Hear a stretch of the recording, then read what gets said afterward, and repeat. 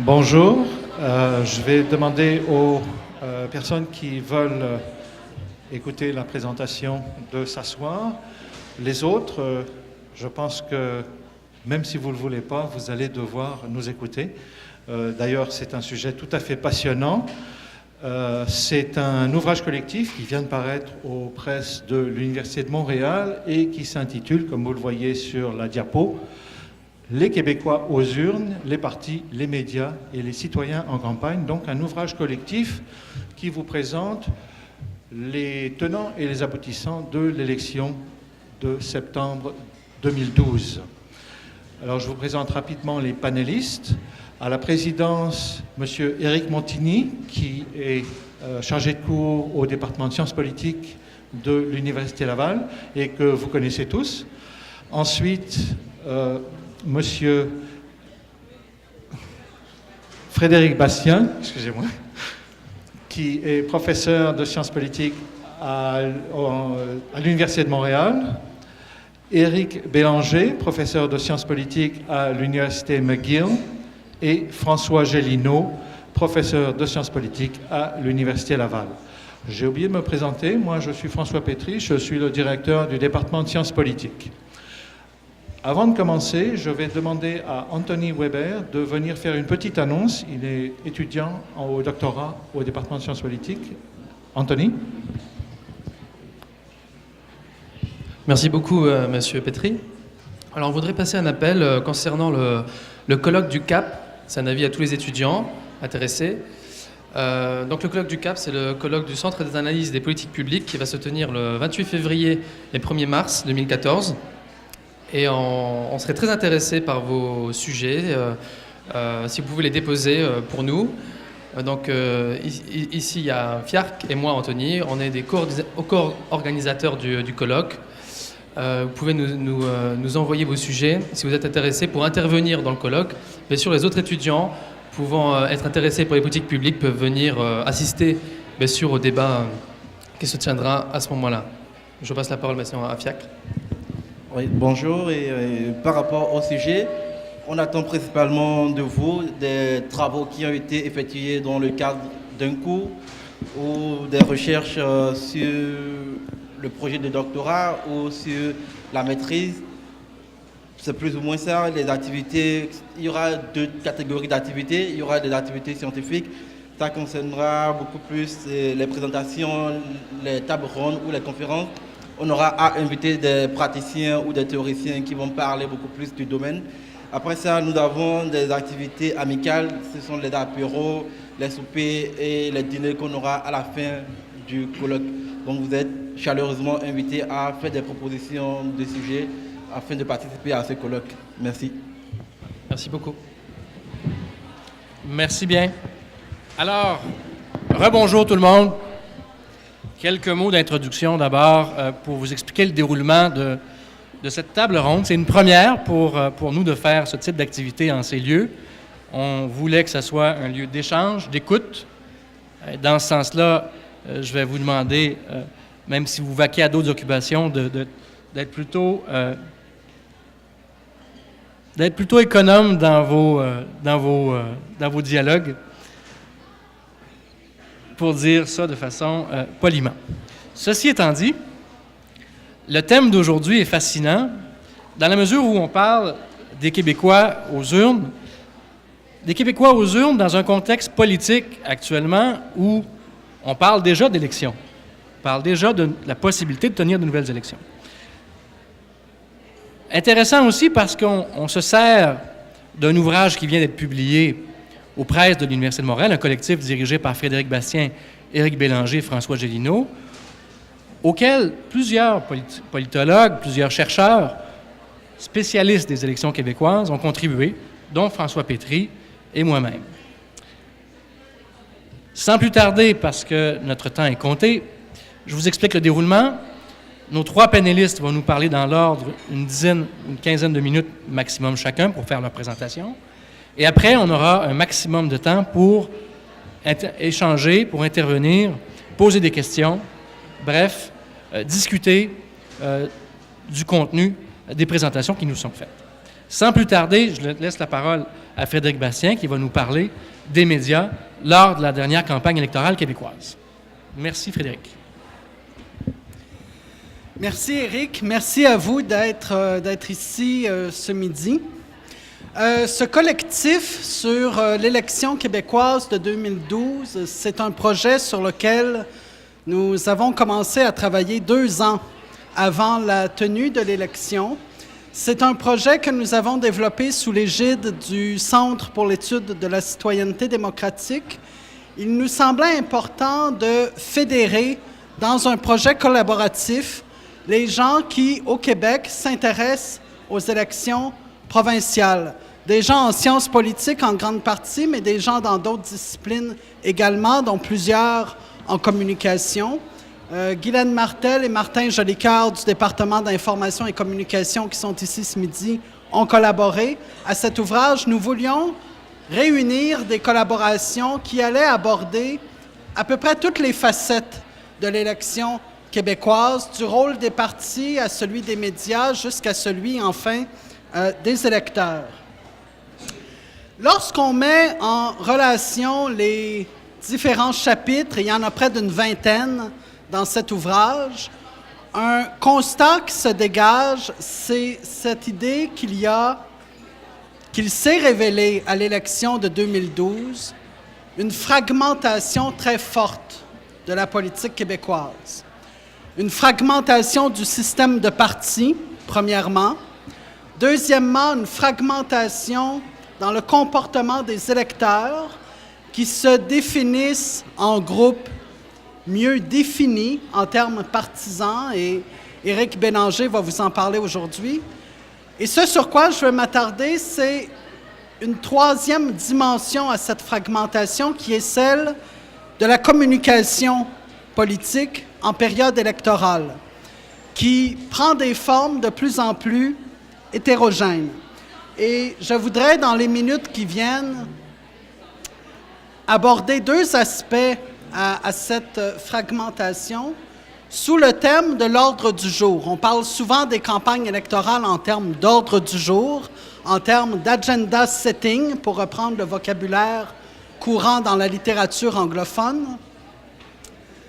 Je pense que cet ordre du jour de la campagne de 2012 peut nous aider à comprendre la performance du Parti libéral du Québec qui, en dépit de facteurs lourds qui jouaient contre lui en 2012, a réussi, autant en termes de nombre de votes qu'en termes de nombre de sièges, à obtenir à peu près autant d'appui que le Parti québécois et certainement plus d'appui que ce à quoi beaucoup d'observateurs s'attendaient. C'est le premier point. Et le deuxième point, c'est que cette fragmentation de la communication politique, en particulier avec le développement d'Internet et des médias sociaux, des réseaux sociaux numériques, permet à des tiers partis d'affirmer davantage leur propre ordre du jour lors des campagnes électorales. Alors, je vais appuyer mon propos sur des données tirées de 3 chapitres de l'ouvrage. Évidemment, je ne vais pas entrer dans les considérations méthodologiques à chaque fois. Je vais commencer avec l'ordre du jour dans les médias de masse. J'ai fait un chapitre avec Andrea Lawlor, qui vient de compléter un doctorat en sciences politiques, sur la couverture de la campagne électorale dans la presse écrite. Alors, on a analysé près de 3000 articles publiés dans une dizaine de journaux pendant toute la durée de la campagne électorale. Et vous avez sur ce graphique des données pour les journaux francophones qui vous présentent l'évolution de l'importance accordée à différents thèmes, à différents enjeux pendant cette campagne électorale. Ce qui se dégage ici, c'est que les thèmes qui étaient en grande partie privilégiés par le Parti libéral du Québec, à savoir ramener l'ordre dans le conflit étudiant, et deuxièmement, le thème de l'économie, qui est la marque de commerce du Parti libéral du Québec, ont été des thèmes prépondérant pendant presque toute la durée de la campagne électorale. Alors, sur le graphique que vous avez devant vous, vous avez cette ligne tiretée pâle qui indique l'importance du thème de la crise étudiante pendant la campagne électorale. C'était un thème prépondérant pendant presque toute la période. Et sur cette ligne foncée continue, le thème de l'économie, qui a également été un thème important pendant presque toute la campagne électorale. Un troisième thème que le Parti libéral aime bien aborder lors des campagnes électorales et en particulier vers la fin de celle-ci, c'est celui de la souveraineté, de la menace référendaire, n'est-ce pas? Alors, le thème de la souveraineté est un thème qui... Bon, la ligne ressort pas très bien sur ici, mais c'est un thème qui, après les débats, a connu une croissance importante et qui a été l'un des thèmes importants vers la fin de la campagne électorale. Évidemment, le thème qui était le talon d'Achille du Parti libéral du Québec, c'était celui de la corruption. Alors, l'enjeu de la corruption, c'est cette ligne tiretée, foncée. L'enjeu de la corruption a brièvement été l'enjeu le plus abordé pendant la campagne, mais seulement au tout début, au moment où Jacques Duchesneau a annoncé sa candidature, au moment également où Radio-Canada a diffusé quelques reportages sur le sujet, sur une filature interrompue de la Sûreté du Québec. Et par la suite, le thème de la corruption est devenu un thème relativement secondaire dans la couverture des médias de masse, en tout cas dans la couverture de la presse écrite. Alors, le Parti libéral semble avoir, dans les grands médias d'information, vu ces thèmes de prédilection être ceux privilégiés par les journalistes, par les grands médias. Remarquez la dernière ligne au bas du graphique, la ligne la plus foncée, c'est le thème des ressources naturelles et du plan Nord. Je vous présente un deuxième tableau qui lui est tiré d'un chapitre d'Olivier Beauchesne du site indisquebec.com. Olivier Beauchesne a examiné quels étaient les messages diffusés dans la twittosphère pendant la campagne électorale. Il a capté environ 1 500 000 tweets pendant la campagne électorale. Et nous avons ici les thèmes qui étaient les plus récurrents dans les tweets échangés pendant la campagne électorale. Alors, au-delà du débat des chefs et de l'élection de Pauline Marois en elle-même, le premier enjeu qui apparaît comme étant le plus récurrent sur la twittosphère, c'est celui du plan Nord et des ressources naturelles. Et si vous descendez quelques lignes plus bas, le parti politique qui faisait le plus parler de lui sur la twittosphère était Option nationale. Les médias sociaux numériques sont des lieux de communication plus accessibles que les grands médias. Les tiers-partis, certains tiers-partis ont, pendant cette campagne de 2012, investi cet espace de communication que d'autres partis ont négligé. Vous avez ici une autre ventilation des données sur la twittosphère tirée de ce chapitre d'Olivier Beauchesne, où vous avez l'évolution des thèmes dans la twittosphère. Et cette ligne foncée, ce sont les tweets échangés au sujet du plan Nord et des ressources naturelles, un thème prépondérant pendant toute la campagne et qu'Option nationale mettait de l'avant. Ces gens-là ont été très actifs sur la twittosphère et ont articulé dans Internet un ordre du jour différent de celui des grands médias. Dans un troisième chapitre que j'ai co-signé avec mon collègue Thierry Giasson du département d'information et communication et Gilda Lebar et Mélanie Verville, deux étudiants de ce département, nous avons examiné plus précisément les tweets émis par les partis politiques lors de la campagne électorale par les 5 principaux partis. Vous avez ici les données basées sur les messages émis sur les comptes officiels des partis. Ça ne comprend pas les comptes des candidats ou des chefs. Certains chefs, François Legault notamment, ont été très actifs. Vous avez ici les tweets émis par les partis politiques. Et nous avons distingué 2 types de tweets.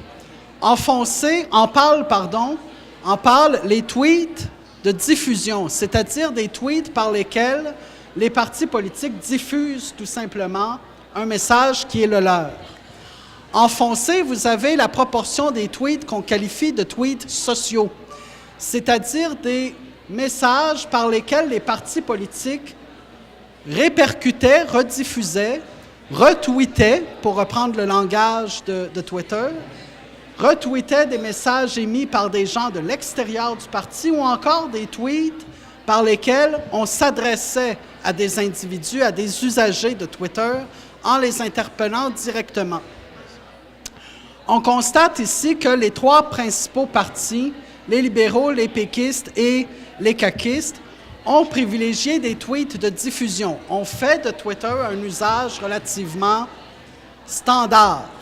Alors que les tiers partis, Québec solidaire et Option nationale, ont utilisé Twitter pour engager davantage le dialogue avec leurs supporters, avec les gens qui s'activaient sur la twittosphère, ce qui illustre, là aussi, une activité particulièrement intense des médias sociaux numériques par ces tiers partis.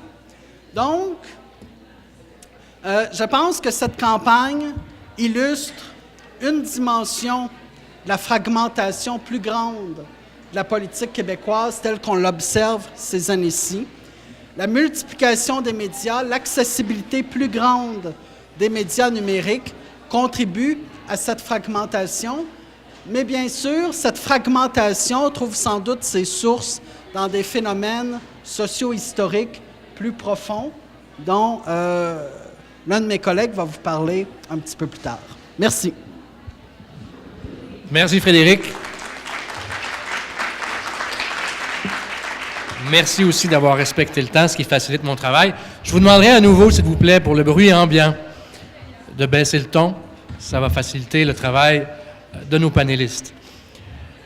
Un message pendant que François Gélineau s'installe aussi.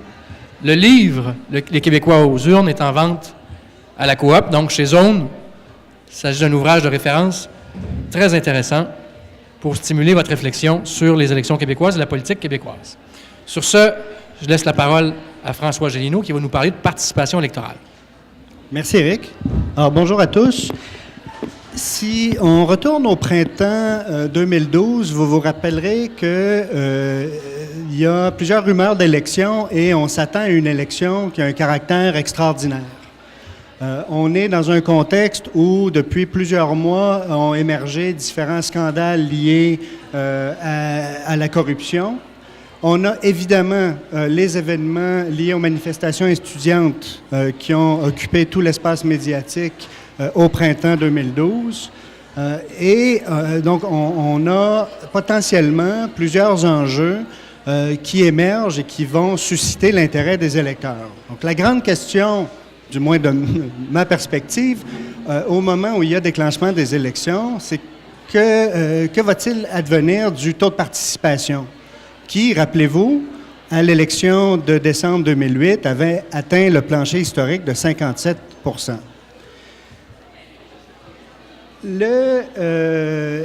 S'ajoute à ça le fait qu'on constate au Québec, comme au Canada et d'ailleurs comme dans plusieurs autres démocraties occidentales, un déclin de la participation électorale qui débute au courant des années 80-90. Je vous présente actuellement le taux de participation aux élections provinciales québécoises depuis les années 70 et on peut y déceler une légère tendance à la baisse qui est parsemée de soubresauts. Et d'ailleurs, si on pouvait, je n'ai pas les données avec moi, mais si on comparait la même tendance aux données électorales aux élections fédérales canadiennes, on se rendrait compte qu'il y a une tendance à la baisse sans les soubresauts. Donc, une des particularités québécoises, c'est que il y a des moments au cours des 30-40 dernières années où le taux de participation a augmenté de façon exclusive à une seule élection. Et je pense ici à l'élection de 76, mais aussi à l'élection de 94 et 98, où on a une hausse du taux de participation. Donc, évidemment, la tendance à la baisse qu'on observe, elle n'est pas unique au Québec ni au Canada. C'est une tendance qui s'observe dans plusieurs démocraties occidentales. Donc, la grande question qu'on se pose, si on fait abstraction ici de l'année 2012, et en 2008, on atteint 57,4 %, qu'adviendra-t-il du taux de participation en 2012? Évidemment, en regardant le taux de participation immédiatement après l'élection, où on a atteint en 2012 74,6, on pourrait être tenté de conclure que, mission accomplie, on a inversé la tendance et l'élection de 2012 marque une nouvelle ère au niveau de la participation électorale. On a une élection qui a su susciter l'intérêt des électeurs, principalement des jeunes, puisqu'on peut l'associer aux événements du printemps érable. Et donc, l'affaire est réglée. Le déclin de la participation électorale au Québec, c'est chose du passé. Eh bien, en collaboration avec le directeur général des élections, je travaille depuis 2008 à l'élaboration d'une banque de données qui nous permet d'estimer le taux de participation par groupe d'âge et par sexe. Ici, je vais vous présenter des données où on est en mesure de décomposer le taux de participation par groupe d'âge et tenter de vérifier si effectivement, en 2012, la hausse du taux de participation ou le retour à un taux aussi élevé que 74 % est attribuable à la participation plus élevée des plus jeunes électeurs. Si on fait une comparaison entre l'élection de 2007 et 2012, par exemple, faisons abstraction ici de 2008, on va constater que, et c'est ici ce qui est important en jaune, que la hausse du taux de participation est particulièrement élevée chez les plus jeunes électeurs. Donc, excusez-moi, le titre est erroné, c'est bien entre 2008 et 2012. Donc, entre 2008 et 2012, les 18-24 ans ont un taux de participation qui a augmenté de 25,9 points de pourcentage. Et plus on avance dans les groupes d'âge, plus on observe le taux de participation chez les électeurs plus âgés, moins ce gain est élevé. Et donc, par exemple, chez les 75 ans et plus, on a une hausse de presque 9 points de pourcentage. Donc, a priori, en regardant ce tableau, on peut constater, on pourrait conclure que ce sont les jeunes qui sont responsables de la hausse du taux de participation entre 2008 et 2012. Or, la situation est un peu plus complexe. Donc, si on fait cette fois-ci abstraction de 2008 et qu'on compare les taux de participation par groupe d'âge toujours entre 2007 et 2012, on constate que le gain est plutôt bien réparti chez les différents groupes d'âge. Il n'y a aucun groupe d'âge où il n'y a pas de tendance très claire qui se dénote, à savoir que ce sont les jeunes qui, entre 2007 et 2008, ont eu une augmentation plus élevée dans le taux de participation ou les personnes plus âgées. En fait, le gain entre 2007 et 2012 va varier entre 1,3 et 7,6 points de pourcentage, mais n'est pas réparti de façon très prévisible en matière d'âge. Donc, on se rend compte que l'écart entre 2007 et 2012, il semble y avoir une hausse de participation générale, mais qui n'est pas attribuable à un groupe d'âge plutôt qu'à un autre. Là où on peut résoudre, si on veut, ce mystère, c'est en comparant 2007 et 2008. De 2007 à 2008, donc je vous rappelle, 2008 a connu une chute de la participation très grande pour atteindre le plancher historique de 57 %. Et on peut constater que ce déclin de la participation entre 2007 et 2008 est principalement observé chez les plus jeunes électeurs.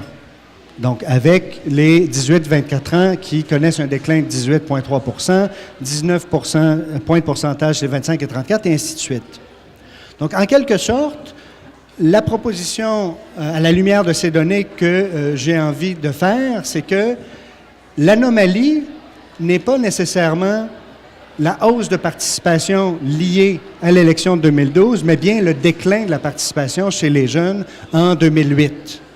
Donc, si il y a un phénomène extraordinaire qui est observé, c'est bien plus la chute de la participation en 2008 que la récupération de 2012.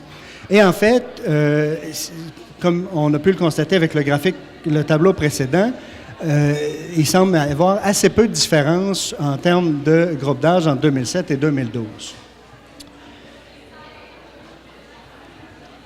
Évidemment, on pourra discuter de la chose plus tard, mais ça suggère que 2012 est en fait possiblement un retour à la normale.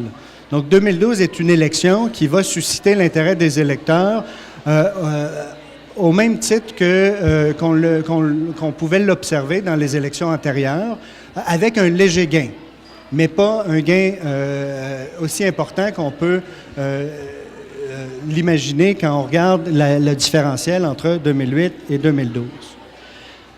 Dans l'ouvrage, on a également étudié, analysé le comportement individuel des électeurs et on a utilisé donc les données d'un sondage électoral, post-électoral, qui a été pré- et post-électoral, qui a été administré en campagne électorale et immédiatement après l'élection dans le contexte québécois. Et on a pu comparer les modèles de participation électorale qu'on peut observer dans les différentes études électorales qui existent. Et ce qu'on constate, c'est que, à toute fin pratique, le comportement des Québécois lors de l'élection de 2012 se compare tout à fait au comportement électoral attendu dans la littérature, à savoir que les plus jeunes ont tendance à moins voter que les plus âgés. Les gens qui ont un plus haut niveau de scolarité ont tendance à davantage participer. Les gens qui affirment avoir un sens du devoir civique vont voter davantage. Les gens qui sont plus intéressés à la politique vont voter davantage et les gens qui ont une identification partisane également.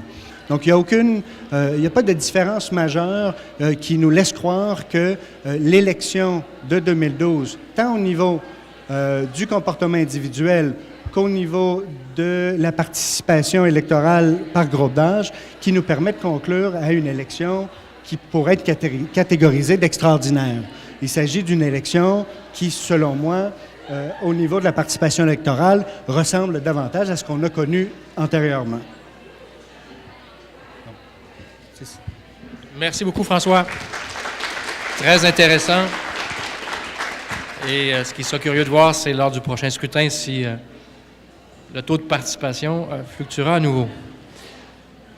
Sans plus tarder, je cède la parole à Éric Bélanger qui va nous parler du vote lors du scrutin de 2012.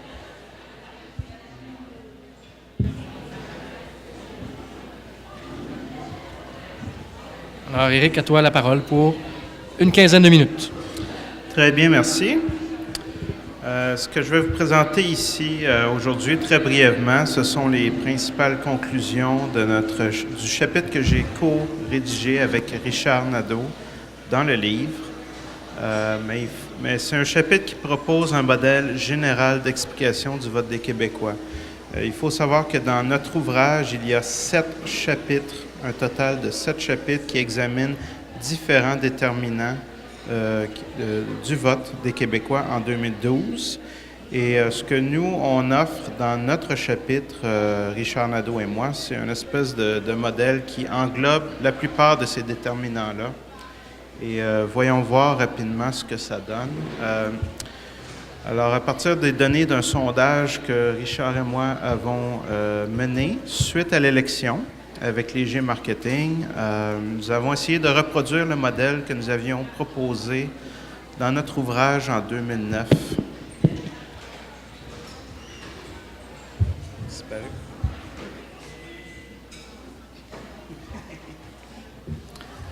Ça va peut-être revenir. Donc, essentiellement, dans l'ouvrage qu'on avait publié il y a quelques années, on proposait 4 principaux blocs de déterminants du vote des Québécois qui seraient importants à notre sens. Un premier qui touche davantage au clivage socio-économique et socio-démographique. Un deuxième qui touche davantage aux orientations idéologiques des Québécois. Ensuite, l'impact des enjeux, les enjeux qui occupent la campagne électorale qu'on étudie. Et ensuite, l'image des chefs. Alors, les chefs de parti qui sont en compétition au moment de l'élection. Est-ce que c'est revenu? Non. OK.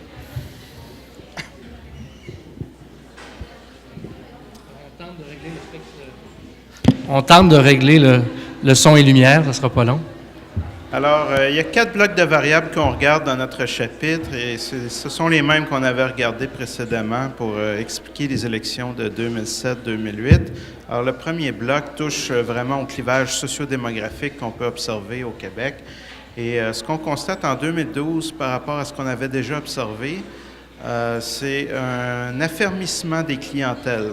Alors, les clientèles électorales sont encore plus typées en 2012 qu'elles ne l'étaient il y a quelques années. Alors, par exemple, le vote libéral, bon, ça, c'est pas très étonnant, mais c'est un électorat plus âgé, plus fortuné, plus pratiquant et moins francophone. Mais ce qui est intéressant, c'est l'électorat caquiste, par exemple, la deuxième colonne, où on constate un gender gap dans le vote caquiste. Alors, les femmes sont moins attirées par la CAQ en 2012. Les moins scolarisés ont eu tendance à appuyer davantage la CAQ. Les plus riches aussi, les francophones et les gens de la région ici de Québec et Chaudière-Appalaches. Alors, et finalement, peut-être un dernier exemple, le profil des électeurs de Québec solidaire est aussi très typé.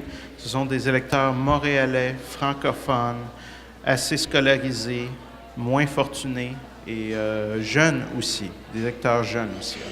Alors on voit ici un électorat qui, au niveau sociodémographique, est très typé dans son profil. C'est un peu la même chose qui se dégage lorsqu'on regarde les attitudes idéologiques, les orientations idéologiques. Alors, au niveau de la question nationale, elle polarise toujours autant l'électorat. Alors, ce sont le Parti libéral et le Parti québécois qui s'attirent davantage le vote des plus fédéralistes et des moins fédéralistes ou plus nationalistes. Et la CAQ se situe un petit peu entre les deux à ce niveau-là. Ce qui est intéressant en 2012, davantage que dans les 2 élections qu'on avait regardées précédemment, c'est l'impact du positionnement gauche-droite. Clairement, ça a divisé l'électorat. Alors, les gens plus à droite ont appuyé Parti libéral, la CAQ, les gens plus à gauche, Parti québécois et surtout Québec solidaire. On constate que l'électorat caquiste a aussi un profil qui penche davantage du côté du conservatisme moral. Et ça rejoint un petit peu ce qu'on avait pu observer pour le vote adéquiste précédemment. Et au niveau du malaise démocratique, ce sont les partis moins établis qui attirent le vote des gens plus cyniques, alors la CAQ et Québec solidaire. Si on croise les 2 orientations les plus importantes à notre sens, les orientations idéologiques, alors gauche-droite sur l'axe horizontal, position nationale sur l'axe vertical. Ça ressemble beaucoup à ce qu'on avait observé il y a quelques années, mais il y a une différence importante ici, je pense, qui mérite d'être soulignée, c'est l'électorat de la CAQ est moins dispersé que celui de l'ADQ précédemment. Il est moins dispersé sur la dimension horizontale. Alors, vous voyez que les caquistes se campent beaucoup plus à droite, alors que ce qu'on avait observé il y a quelques années avec l'ADQ, particulièrement au moment de son émergence en 2007, c'était un électorat qui était très éclaté, tant au niveau de la question nationale que gauche-droite. Alors ici, on voit que la CAQ, c'est un électorat de centre-droit, mais clairement divisé au niveau de la question nationale, par contre. On voit que la CAQ va chercher autant le vote fédéraliste en bas que le vote nationaliste en haut. Au niveau des enjeux, alors tous ces résultats-là sont présentés dans le chapitre, dans l'ouvrage, mais donc pour ça j'y vais assez rapidement. Mais au niveau des enjeux, est-ce qu'on l'a perdu encore? Oui. Au niveau du troisième bloc de variables qu'on a regardé, les enjeux de la campagne, les premières variables qu'on a étudiées, c'est l'importance accordée à certains enjeux durant la campagne. Et là-dessus, on voit que la CAQ s'est assez bien démarquée. Hein? Alors, les électeurs qui accordaient beaucoup d'importance à l'économie, à la santé et à la corruption ont davantage voté pour la CAQ que pour les autres partis. Alors, le message de la CAQ au niveau des enjeux semble avoir très bien passé. Du côté du Parti québécois, c'est l'éducation qui a bien passé. On a attiré les gens pour qui l'éducation, c'était un enjeu important. L'importance de la souveraineté, c'est intéressant. Ça, c'est l'importance accordée à la souveraineté, à distinguer de l'opinion sur cet enjeu. L'importance accordée à la souveraineté, encore une fois, on voit que ceux qui considèrent que la souveraineté, c'est important, votent soit pour le PLQ, soit pour le PQ. Finalement, les enjeux qui étaient rattachés au printemps érable ont eu un impact important et encore une fois, ces enjeux-là ont marqué une division semblable à la division gauche-droite. Alors, ceux qui étaient en faveur de la hausse des frais de scolarité et en faveur du projet de loi 78 ont appuyé soit le Parti libéral, soit la CAQ. Ceux qui étaient contre se sont tournés soit vers le PQ ou soit vers Québec solidaire. Et donc, à ce niveau-là, on voit ici qu'il y a quand même une certaine filiation entre les électorats à ce niveau-là, au niveau des orientations. Finalement, l'image des chefs, sans grande surprise, chaque chef est allé attirer l'électorat pour son parti, particulièrement François Legault. Alors, ceux qui ont appuyé pour la CAQ aimaient beaucoup François Legault. C'était beaucoup plus le cas que pour les autres chefs. C'est à peu près tout ce que je dirais là-dessus. Avant de conclure, qu'en est-il d'option nationale? On peut se poser la question. On n'avait que 30 répondants dans notre sondage qui ont dit avoir voté option nationale. Donc, c'est difficile de tirer des généralisations à partir de ces 30 réponses-là. Ce qui ressort chez ces 30 répondants-là, par contre, clairement, c'est que ce sont des hommes francophones, très jeunes, fréquentant l'université, beaucoup plus nationalistes. Ce sont les plus nationalistes, en fait, et clairement à gauche, centre-gauche. Alors, il s'agira de voir si ça va se confirmer dans la prochaine élection, s'il va y avoir un peu plus, un électorat un peu plus grand pour ce parti. Mais ça semble être sa clientèle là, au niveau de son profil. Alors, que conclure de cette étude des profils des clientèles électorales en 2012? Comme je le disais, je pense, si on compare aux dernières élections qu'il y a eu, clairement, on semble se diriger vers un affermissement des clientèles, une segmentation en des blocs politiques plus définis, comme je le dis dans la diapositive. La question nationale polarise encore. C'est moins important, mais quand même pour le Parti libéral et le Parti québécois, clairement, c'est ce qui retient encore l'électorat de ces partis. Et par contre, on constate une montée de l'influence du débat gauche-droite sur le vote au Québec. Est-ce que ça va continuer dans ce sens-là? Ça reste à voir. Ce qui semble clair, par contre, c'est que particulièrement en 2012, mais ça on le constate depuis une dizaine d'années, mais particulièrement en 2012, l'hétérogénéité des préférences politiques des Québécois semble mieux représentée à l'Assemblée nationale et dans le choix des Québécois. Et de ce point de vue-là, effectivement, c'est peut-être un effet de la diminution de l'importance du débat national. Maintenant, est-ce que les partis vont être prêts à vivre avec cette nouvelle réalité? Je pense qu'à court ou moyen terme, probablement pas. Ce qui semble plus probable, c'est qu'on va voir les partis, principalement les plus grands partis, essayer de réduire l'offre. Alors, soit essayer de réduire le nombre de partis, peut-être en cherchant à faire des fusions. Ça ne semble pas être tout à fait vers cette direction-là qu'on se dirige pour le moment. Il y a des pourparlers, mais je ne crois pas qu'à court ou moyen terme, on puisse voir une disparition de certains partis. Ce qu'on risque davantage de voir, c'est une tentative de réduire l'offre en repolarisant la demande. Alors, je pense qu'en essayant de stimuler le débat national, le débat identitaire, c'est ce qu'on a peut-être essayé de faire ces derniers mois au Québec, essayer de repolariser le vote des Québécois autour de deux pôles assez distincts.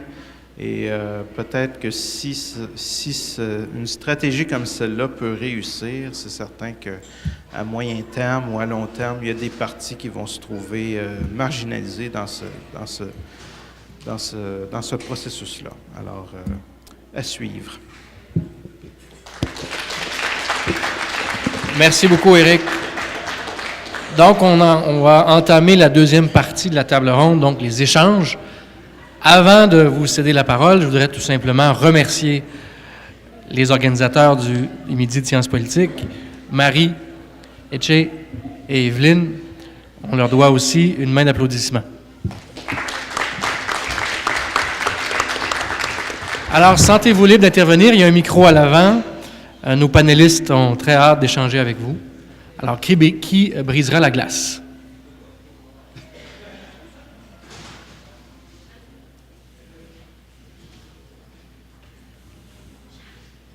Oui, Wilfrid.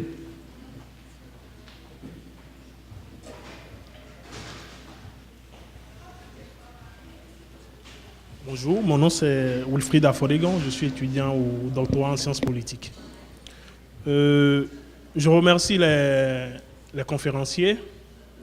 Et ma première question va s'adresser à M. Frédéric qui dans sa présentation faisait remarquer que sur les réseaux sociaux, c'était beaucoup plus le thème des ressources naturelles qui revenait comparativement au thème économique, crise étudiante et puis souveraineté qui apparaissait dans la presse écrite.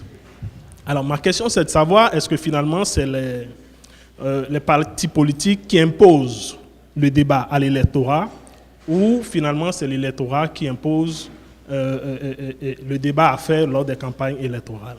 Ça c'est ma première question. Et ma deuxième question va s'adresser à M. Gélineau, qui identifiait parmi les éléments qui affectaient le comportement électoral des électeurs le sens du devoir civique. Alors je voudrais savoir au plan méthodologique comment ça a pu être été mesuré, ce sens civique. Voilà. Merci. Alors, sur la question, quelle est, au fond, la source des débats qu'on retrouve dans les médias sociaux numériques? Est-ce que ces débats, est-ce que ces échanges sont d'abord initiés, alimentés par les partis politiques ou plutôt par des électeurs, par des citoyens? Je n'ai pas une réponse précise à cette question, mais je pense qu'on peut faire l'hypothèse qu'il y a une dynamique entre les deux. Les données que Olivier Beauchesne a analysées avec 1 500 000 tweets, ce sont des données qui, en très, très grande partie, reposent sur des tweets qui n'émanaient pas des partis politiques, mais qui émanaient d'usagers en dehors de l'appareil des partis. Alors, on peut ici faire l'hypothèse que ce sont les militants de certains partis, en particulier Option nationale et Québec solidaire, qui ont investi la twittosphère, qui se sont davantage activés sur les médias sociaux. Ce qui n'est pas incohérent avec le profil sociodémographique des électeurs. L'électorat de Québec solidaire et d'Option nationale est un électorat plus jeune. Les gens qui utilisent les médias sociaux numériques, ce sont des gens qui sont plus jeunes également.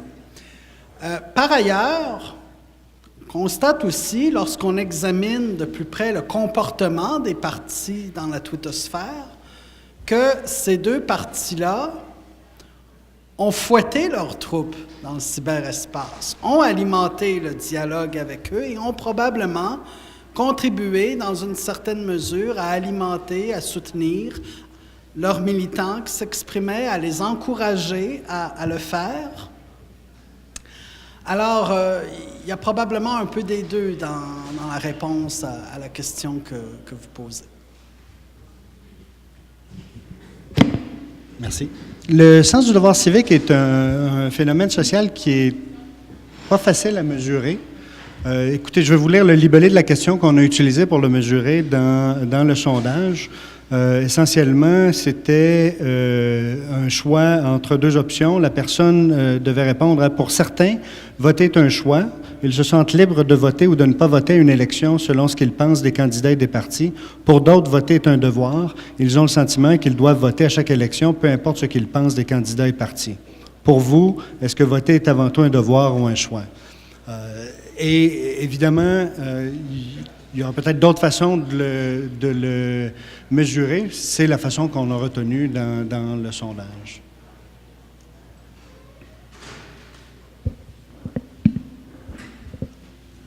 Merci pour ces réponses. Oui. Bonjour. Bonjour. Ma question est pour M. Gélineau, justement, au sujet du taux de participation.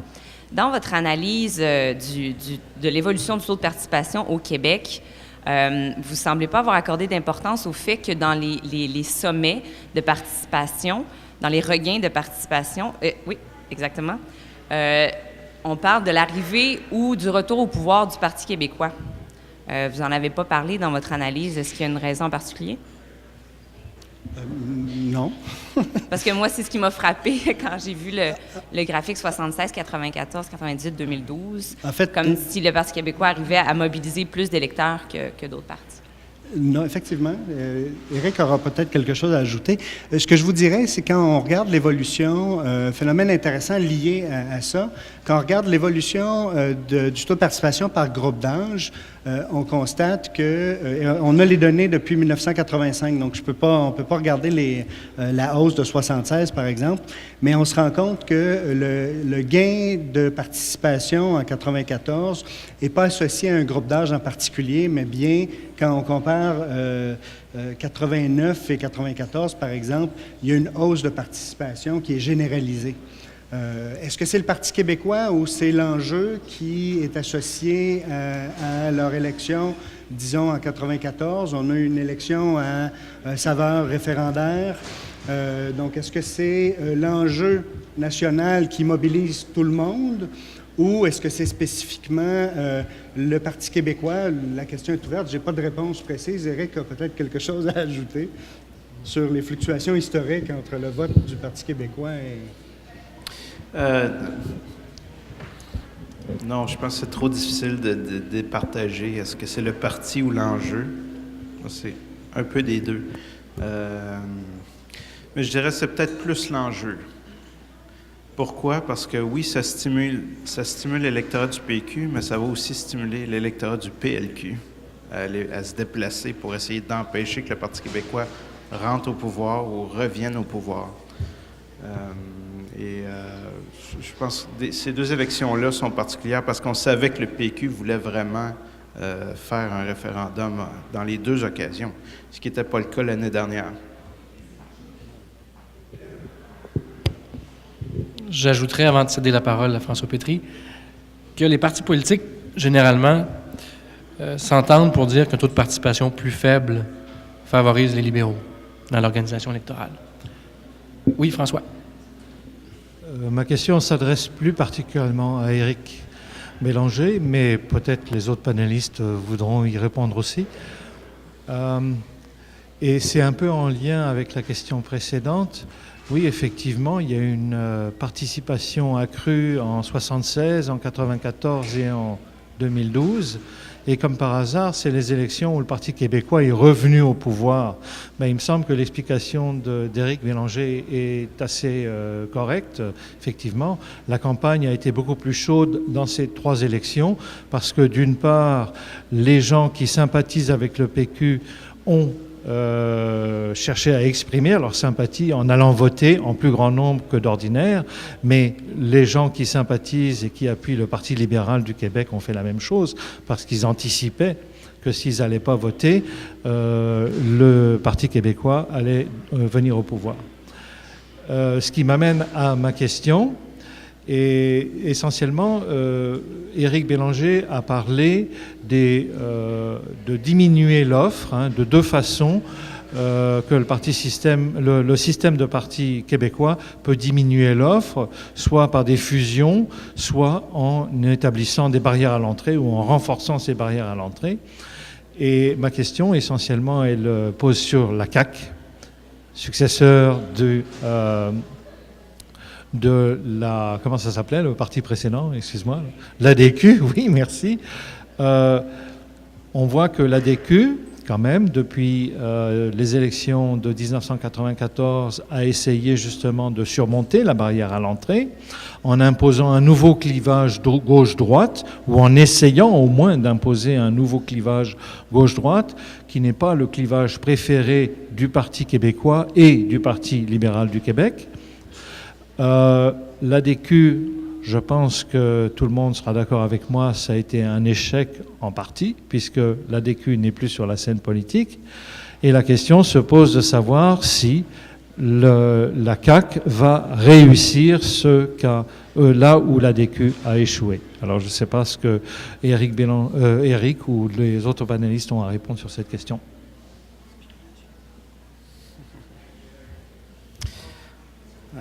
Difficile à dire, mais je sais que ça travaille fort du côté de la CAQ.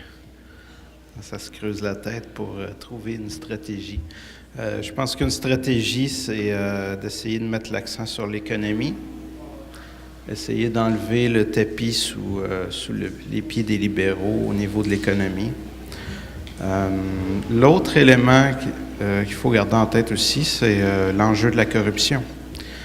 Alors, l'année dernière, oui, il y avait allégation de corruption, mais à la prochaine élection, peut-être qu'on aura des preuves de corruption avec la commission Charbonneau, et peut-être que ces preuves-là seront accablantes pour le Parti libéral. Je ne sais pas, on verra qu'est-ce qui va sortir des prochains mois des audiences, mais je pense qu'il y a un petit risque ici pour le Parti libéral au niveau de son image, qu'elle soit entachée par la corruption. Et ce qu'on a constaté, nous, dans les analyses, c'est qu'il y a quand même une similitude entre les électorats du Parti libéral et ceux de la CAQ. Alors, moi, si j'avais une prédiction à faire, c'est si le vote libéral diminue, ça va être la CAQ qui va en bénéficier. Oui. J'ajouterais que le livre s'ouvre avec un chapitre de notre collègue Jean-François Godbout qui fait un historique de l'évolution des appuis aux partis provinciaux québécois depuis 40 ans. Et l'un des constats de ce chapitre, c'est qu'il y a, depuis le milieu des années 70, depuis près de 40 ans, une tendance lourde au Québec qui est celle d'une réduction des appuis recueillis par les deux principaux partis politiques qui, depuis le milieu des années 70, sont les libéraux et le Parti québécois. Ils arrivent de moins en moins à fédérer une grande proportion des électeurs québécois. Il y a donc une tendance lourde vers une recherche d'alternatives, de nouvelles options. Et en ce sens-là, bien que, en apparence, on puisse tirer la conclusion que l'Action démocratique du Québec a connu un échec du fait qu'elle est disparue, il n'en demeure pas moins que ce parti-là a vu ses appuis passer de 6 % en 1994, 12 % en 1998, 18 % vers 2003, et le nouveau parti avec lequel l'ADQ s'est fusionné a obtenu plus de 20 % des appuis en 2012. Alors, je pense qu'au-delà de quel est l'appareil, quel est le véhicule, quel est ce troisième parti, il y a une tendance lourde qui est peut-être pas prête de se résorber. Merci Frédéric. Mais ça l'a mieux dire qu'il y a une ouverture du système partisan qui se manifeste. Oui? Bonjour. Bonjour. Ma question est méthodologique. Je pense que ça s'adresserait à Frédéric. Pas parce que les autres n'ont pas d'expertise en méthodologie, mais parce qu'elle concerne les tweets. L'analyse quantitative des tweets. Ma toute petite expérience d'analyse quantitative des tweets m'a montré que sur 1000 occurrences, 70% au moins consistaient en des retweets. Alors, quand on met ça en parallèle avec d'autres résultats, bien, ça peut donner quantitativement l'impression qu'il y a beaucoup. Bien, il y en a effectivement beaucoup, mais c'est toujours les mêmes qui circulent, dans les mêmes termes. Je parle de copier-coller, là. De sorte que je ne sais pas quoi faire avec ça, je ne sais plus quelle importance leur donner dans le reste des analyses. Je ne suis pas sûre qu'il y ait une réponse à ça, mais sur le plan méthodologique, travailler avec ça, je trouve qu'on a un os, là, on a un problème avec ça. On dirait qu'il y a surreprésentation de cet usage-là. C'est sûr que statistiquement, quand on le compte, qu'on récupère l'occurrence, on le fait. Mais quand on y donne une valeur d'une occurrence, puis que c'est, dans certains cas, 50 fois la même, bien, c'est gênant quand on met ça en parallèle avec d'autres résultats. Oui. Mais je pense que si un message...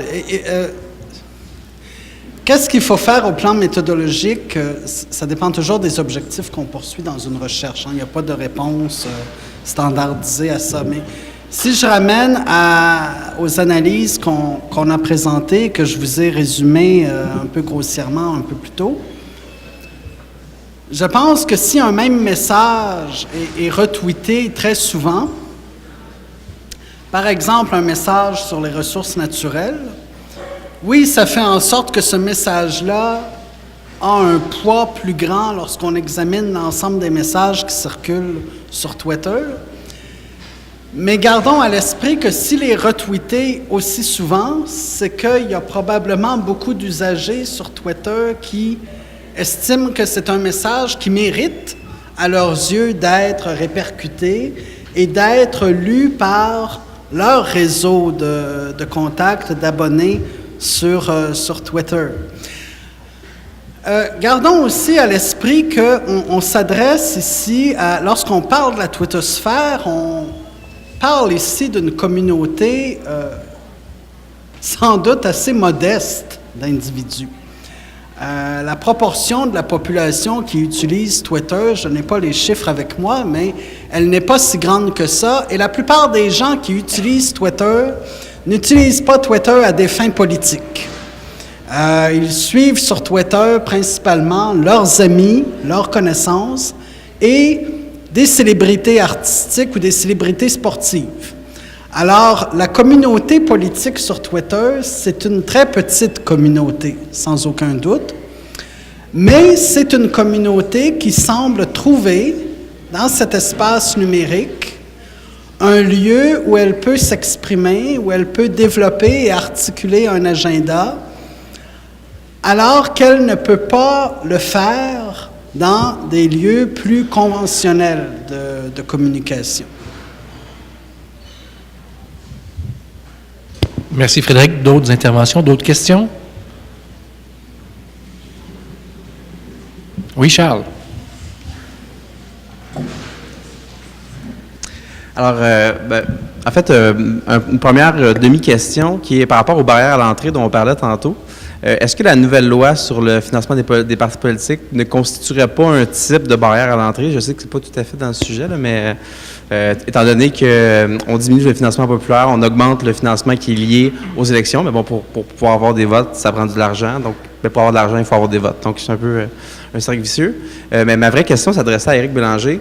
Vous avez un peu répondu tantôt en disant que si le vote du Parti libéral baisse, le vote de la CAQ allait augmenter. Mais étant donné que la CAQ ratisse vraiment très large, est-ce qu'il y a des gains à faire dans l'électorat de la CAQ pour les autres partis ou on va assister dans les prochaines années ou les prochaines élections seulement à un transfert de vote entre la CAQ et le Parti libéral? Deux très bonnes questions. Éric? Oui, mon commentaire de tantôt, je voulais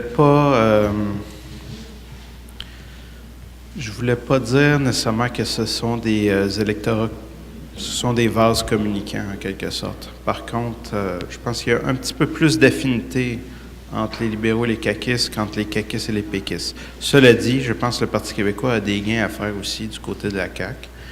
Et certainement, ça devait faire partie des calculs stratégiques ces derniers mois quand on a lancé le débat sur la charte des valeurs québécoises. Je pense qu'il y avait sans doute espoir d'aller piger un petit peu dans l'assiette de la CAQ et de repolariser les libéraux de leur côté, là. C'est ma vision, c'est mon analyse personnelle de ce qui s'est passé ces dernières semaines, là. Vous pouvez être d'accord ou pas, mais il me semble que c'est un petit peu ça qu'on a essayé de faire et qui s'est passé. Sur la question de la barrière à l'entrée, c'est intéressant parce que, je voulais faire un commentaire là-dessus tout à l'heure. Oui, il y a ce que vous avez mentionné, qu'on diminue le financement. On veut diminuer le financement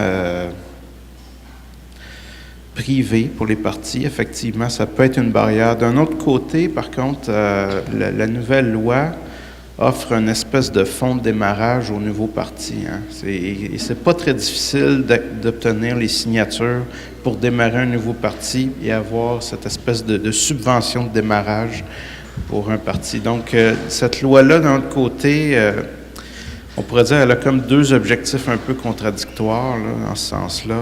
On veut faciliter la création de partis. Mais d'un autre côté, est-ce que ces partis-là qui seraient créés vont réussir à survivre au-delà d'une ou deux élections? C'est pas certain. Mais il y a comme cette espèce de tension-là dans la loi que je vois, en tout cas. Deux objectifs qui sont un peu contradictoires. Au niveau de la nouvelle loi électorale, il y a eu, dans les délibérations menant à l'adoption de la loi, les partis avaient la préoccupation d'éviter les barrières à l'entrée.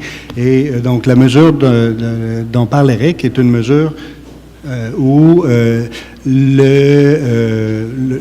l'État va contribuer selon les fonds privés ramassés par les partis. Donc, un nouveau parti qui va recueillir un certain nombre de dons. Pour chaque dollar accumulé, va recevoir une subvention de l'État équivalente à, j'ai pas le montant exact, là, et donc qui permet d'avoir un fonds de départ, ce qui n'existait pas dans la loi antérieure.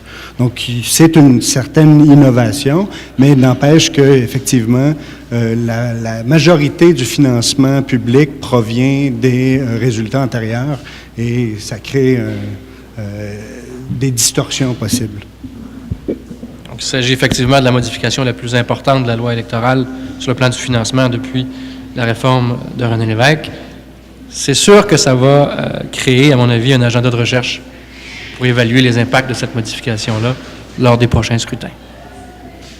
D'autres interventions, d'autres commentaires, d'autres questions? S'il n'y a pas d'autres questions, d'autres commentaires, à moins que nos panélistes veulent ajouter quelque chose, je vous mentionne à nouveau que le livre est disponible en librairie. Il est disponible aussi sur PDF. Et je veux dire un merci tout spécial à Frédéric, qui a été un peu le père fouettard, le maître d'œuvre de l'ouvrage, parce qu'il y avait des échéanciers très serrés pour être à mesure de sortir l'ouvrage dans un délai aussi court.